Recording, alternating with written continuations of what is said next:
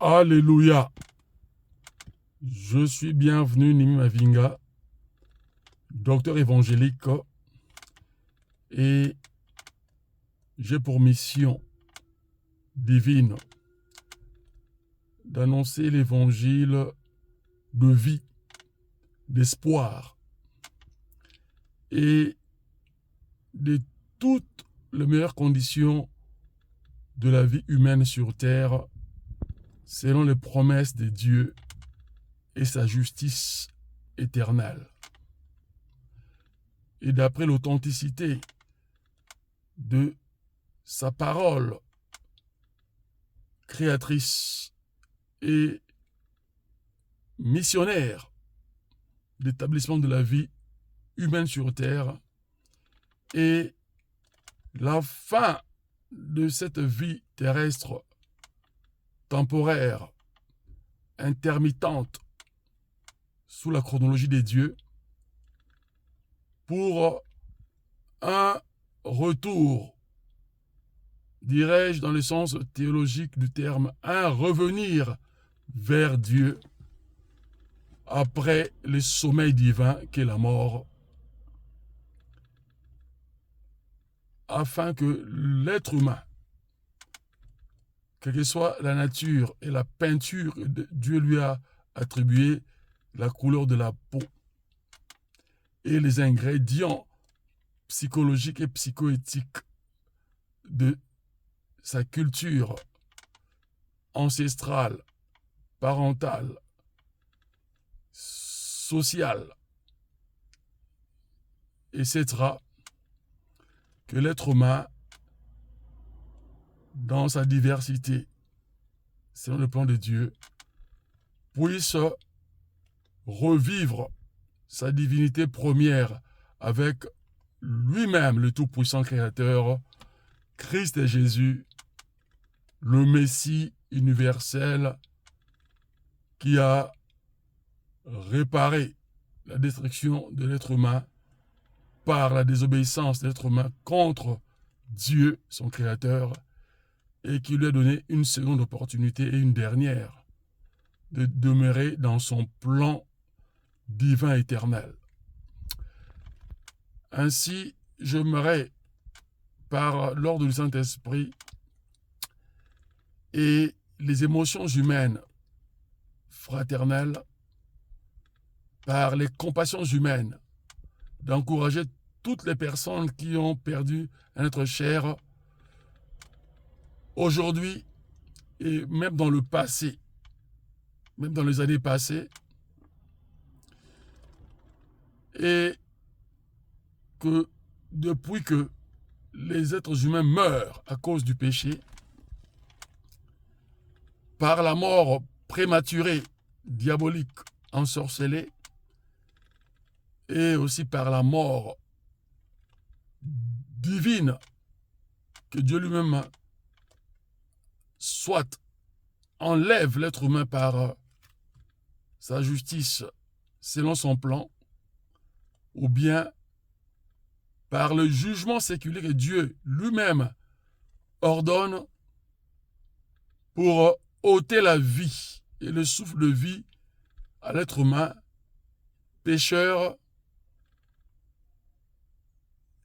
afin de lui attribuer un jugement éternel dans lequel l'être humain mériterait une condamnation éternelle. Mais dans ce jugement, Dieu qui est miséricordieux et juste peut aussi sauver ces pécheurs-là de l'enfer. Parce que l'enfer serait une condamnation éternelle à laquelle Dieu condamnera Satan, le premier rebelle, être rebelle, esprit éternel, ancien archange, maudit par Dieu à cause de sa désobéissance, voulant se mesurer au tout-puissant Créateur, à son Créateur, ainsi que sa cohorte d'armée, dans laquelle il en a fait une principauté maléfique pour nuire au plan de Dieu qu'est l'humanité, et puis la nature que Dieu a donnée à l'homme, la flore et la faune, ainsi que tout le cours montagneux, chaînes de montagnes, etc., et le cours d'eau. Voilà le plan de Dieu. Mais ce que Dieu veut dire à l'humanité actuelle encore, comme il l'a jadis dit dans le passé, que la mort est un sommeil divin que Dieu a ordonné depuis la chute d'Adam et d'Ève. L'être humain qui a été créé par Dieu de vivre pour ne jamais mourir, donc de vivre éternellement et dans des délices, dans la joie, dans la fête, dans une puissance divine extraordinaire, donc de tout posséder et de tout jouir sur tous les trésors divins créés pour lui, par Dieu lui-même. C'est-à-dire Dieu encourage l'humanité à lui faire confiance et à imiter Christ qui est venu nous montrer cet exemple. Dieu lui-même venu et s'est incarné dans l'homme pour nous enseigner la communication entre l'homme et lui le Créateur, comme c'est fut au temps d'Adam et d'Ève dans le jardin d'Éden, qui est un symbolisme extraordinaire, idéologique de Dieu, nous montrant que c'était un événement que l'humanité a vécu et c'était le plan de Dieu pour que ce plan demeure intact, sans faille. Mais Dieu, par son omniscience, connaissait la faille qui surviendrait un jour. Et les questions et mille questions, pourquoi a-t-il laissé ces failles? Parce qu'il a créé l'être humain comme lui, dans toutes ses capacités divines, pour que l'être humain ne puisse pas faillir.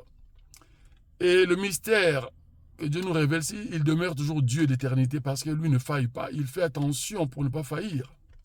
C'est ça le secret de l'éternité dont Dieu lui-même maîtrise.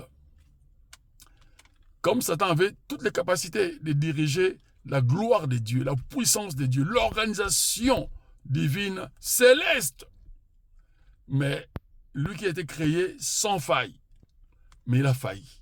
Parce que Dieu s'est donné lui-même une loi infaillible, toujours s'auto-éduquant et toujours s'auto-respectant pour ne pas faillir à sa divinité qui est d'une justice éternelle, incomparable, et qui lui donne justement cette toute-puissance de tout faire dans l'instantané comme dans un avenir lointain. Dieu veut que l'humain vive dans la joie, dans la fraternité, dans la paix au sein de l'humanité. Mais si l'être humain meurt, c'est à cause du péché qui continue à dominer la psychologie et l'éthique humaine, parce que l'être humain a été créé libre et Dieu lui a donné des choix. Il lui dit, il le conseille de choisir le bien. Mais l'être humain, dans sa nature, depuis le péché originel, il est combattu par le bien et le mal. Dans sa constitution, il a reçu une métamorphose du bien et du mal à la fois par la désobéissance d'Adam et d'Ève. C'est ainsi que toutes les générations humaines, jusqu'à ce que Dieu proclamera l'extinction de l'humanité et son dernier jugement, qui aurait un rétablissement d'une humanité nouvelle et divine qui vivra avec Dieu dans l'éternité. Donc, pour tous ceux qui ont perdu un être cher, Dieu vous encourage. Il vous aime. Et ces êtres chers-là qui sont partis, que Dieu a permis leur mort, Dieu les aime aussi. Dieu les aime aussi. Mais Dieu veut que nous qui sommes vivants, qui restons, que nous tirions de leçons de faire le bon choix, de ne pas prendre la vie sur terre comme un rêve et un hasard. C'est un programme divin que Dieu nous soumet à respecter pour demeurer éternellement avec lui et régner avec Christ et Jésus. C'est ça le premier plan de Dieu qui est infaillible, que Dieu est venu réactiver par Christ lors de sa mission terrestre en tant que Messie universel et au jour final de sa mort terrestre humaine où lui-même a tout accompli pour restaurer l'humanité mais dans le plan spirituel. Alors, l'humanité qui est obéissante à Dieu doit après respecter ces principes pour vivre heureux sur cette terre. C'est possible quand on fait confiance en Dieu et qu'il nous guide par le Saint-Esprit.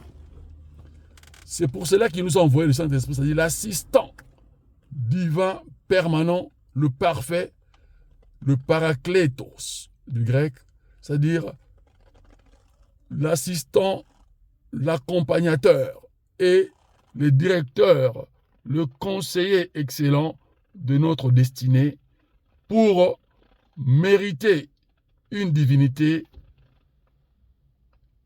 juste qui est ancrée sur Christ et Jésus ou Jésus-Christ. Ainsi qu'en Ésaïe, chapitre 45, versets 7, 8 et 9, Dieu nous parle de sa divinité. Il dit que c'est lui qui crée, au verset 7e, il crée la lumière et il crée aussi les ténèbres, il crée l'adversité également. Et au 8e, il dit encore que il donne l'ordre aux cieux nuageux, c'est-à-dire c'est à la puissance angélique d'apporter la bénédiction, c'est-à-dire la justice, qui est sa parole, qui coordonne l'être humain dans sa destinée, et afin que l'être humain soit délivré, c'est-à-dire la délivrance. Pourquoi? Pour que le salut soit fructueux. Il dit, et que le salut, il fructifie, c'est-à-dire que le principe de son pouvoir du salut, de sauver les âmes, d'arracher les âmes humaines à la condamnation pour leur accorder la délivrance et la bénédiction pour l'éternité. C'est cela. Et au 9e verset, il dit, malheur à celui ou à celle qui conteste contre son Créateur. Donc, par ce malheur, il a maudit Satan et tous les anges qui ont suivi Satan et qui constituent l'armée satanique et qui continuent à faire le mal par la magie noire au sein de l'humanité, ainsi que toutes les personnes qui sont influencées par le mal, trompées par le diable, qui est Satan lui-même, et ses congénères, son armée démoniaque. Dieu veut nous faire comprendre que nous devons lui faire confiance. La religion ne sauvera jamais l'être humain. C'est une conscience humaine qui ne peut pas changer les choses spirituelles, qui ne peut pas détruire les forteresses de Satan, c'est-à-dire l'arsenal du diable, toutes les armes de Satan, de la magie noire. Ce n'est que par le nom et le sang de Jésus-Christ et la puissance directrice du Saint-Esprit dans la vie de tout croyant, dit chrétien parce que témoin de la mort et de la résurrection et du salut par Jésus-Christ, étant fils de Dieu pour faire des êtres humains ses fils et ses filles, mais demeurant le Dieu créateur. C'est ainsi qu'il dit en Jean chapitre 1er, Évangile de Jean chapitre 1er, versets 1 à 3. Il est cette parole créatrice qui est elle-même Dieu. le Créateur. Avant lui, il n'y avait pas de vie ni d'existence. C'est lui qui est la source de l'existence, de vie spirituelle et physique. Et ainsi, il nous dit dans sa mission terrestre, quand il a revêtu l'humanité, Christ Jésus a dit, je suis le chemin, la vérité, la vie. Aucun être humain ne peut entrer dans la divinité sans mon accord. C'est pour ça qu'il dit, nul ne vient au Père que par moi. C'est-à-dire, dans le plan divin infaillible et incontournable, immuable, qui ne change pas, que l'être humain ne peut être sauvé, devenir enfant de Dieu que par Jésus-Christ et pour Jésus-Christ, si ce dernier lui fait confiance, que Dieu n'a jamais menti, il est la vérité éternelle.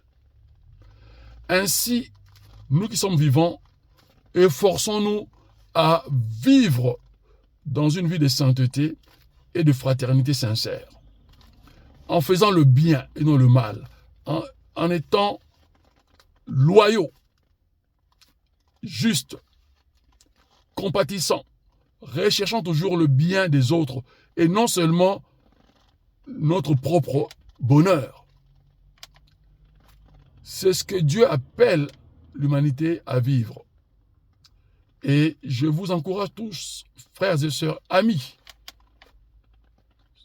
sur les réseaux sociaux et dans tout le globe, que Dieu vous bénisse abondamment et que Dieu vous guide à faire sa volonté par le Saint-Esprit. Gardez la foi, soyez encouragés.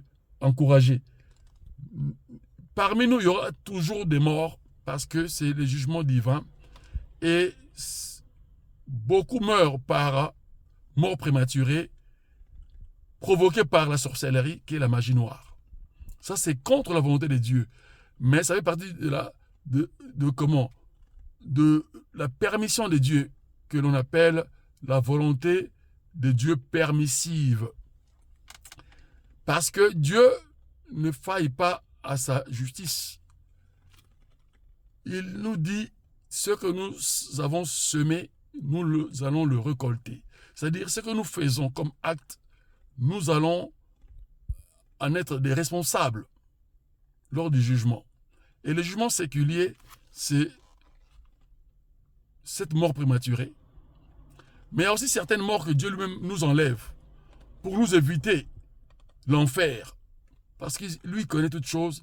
Il sait qu'après X années, telle personne, par les souffrances du monde, sera révoltée et va régner Dieu. Et elle va devenir blasphématrice, c'est-à-dire un blasphémateur. Et le blasphème, c'est un péché qui n'est pas pardonné par Dieu. C'est un péché impardonnable. Dieu pardonne tout péché en dehors du blasphème. C'est pour cela qu'il ne faut jamais blasphémer. Donc, même ceux qui disent que Dieu n'existe pas, ils doivent éviter cela parce que c'est un blasphème. C'est insulter le Créateur, ton Créateur. Personne ne verra Dieu, sauf le jour où nous passons par la mort, nous tous. Parce que Dieu a dit dans sa parole, celui qui veut me voir doit d'abord mourir. Donc, il faut comprendre le mystère de la mort. L'être humain ne doit pas avoir peur de la mort. Mais cette peur-là nous vient instinctivement parce que le mal combat notre destinée, qui est le péché, et c'est l'injustice. C'est la séparation entre l'être humain avec son Créateur, Dieu. C'est pour cela que l'être humain se sent abandonné. Et Christ aussi a senti la même chose avant qu'il puisse rendre l'âme sur la croix. Il dit, mon Dieu, pourquoi m'as-tu abandonné? Parce que la divinité s'était retirée de lui. L'Esprit Saint n'était plus avec lui. L'Esprit du Père éternel, le Créateur, n'était plus avec lui parce que Dieu ne peut pas s'associer au péché. Christ n'a pas péché, mais sur la croix, avant de mourir, il a porté le fardeau du péché de l'humanité entière.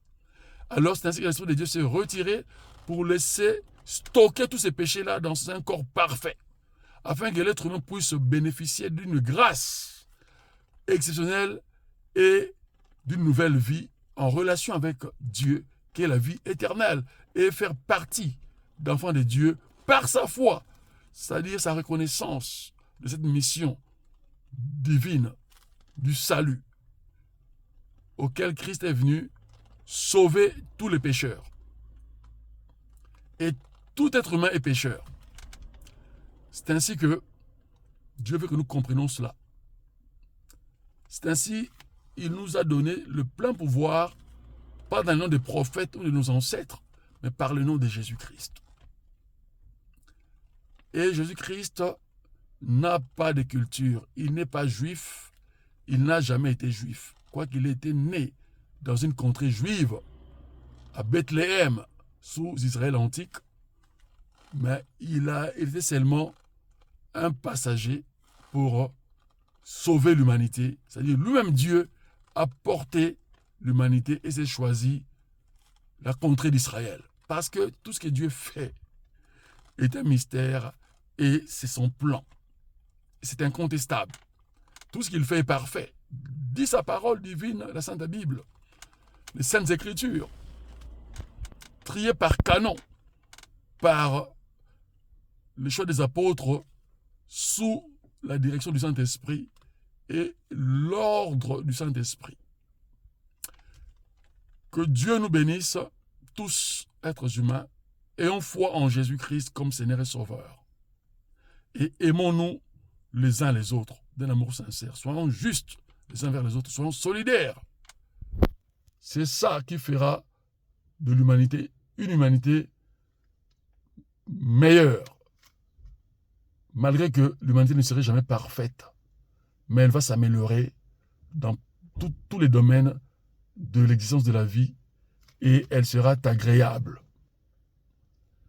Que Dieu bénisse sa sainte parole et que Dieu sauve les 8,5 milliards des êtres humains sur cette terre parce qu'il est le Tout-Puissant. Satan n'a aucun pouvoir si Dieu ne lui permet l'action, parce qu'il est contrôlé par Dieu pour produire les jugements de Dieu.